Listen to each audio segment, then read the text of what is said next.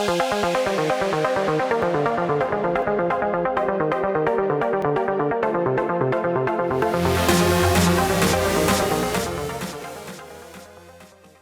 $9 down to $2. There's a lot of gas in the Western Delaware. I know in conversations with you offline in the past, just talking about transactions, you guys have a decent amount of gas exposure. How do you view gas in the Western Delaware right now? I guess kind of short, mid, and long term.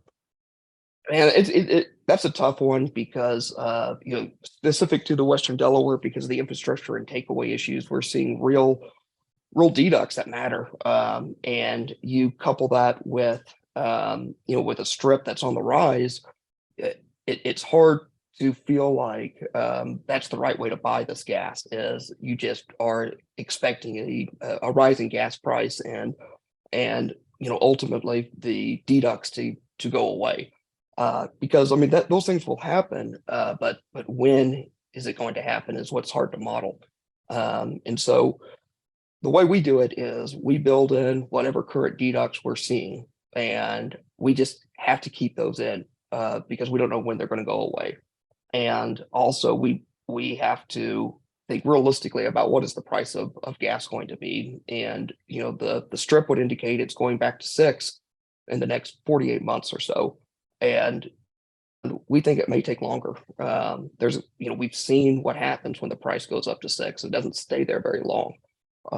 But we have a tremendous amount of gas in this country, and we will find ways to use it. And I think that it's the demand side that needs to change for there to be a sustainably higher price of gas. And so it's a tough thing for us to buy, is Western Delaware gas. It's a lot easier for us to buy the dry gas in the most profitable gas field in America, the Marcellus and the Haynesville. We feel more confident on those types of exposure to gas.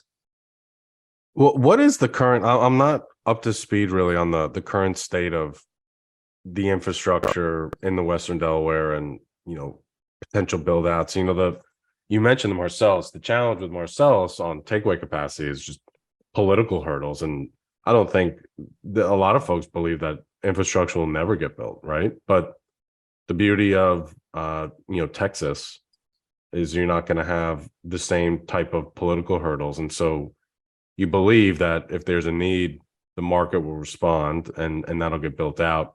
Does that go to Gulf Coast? Does that go to Mexico? Does it go to both? I mean, what's happening right now? I know there has been significant infrastructure development. I'm just not sure, if 10% of the problem is being met, 50%.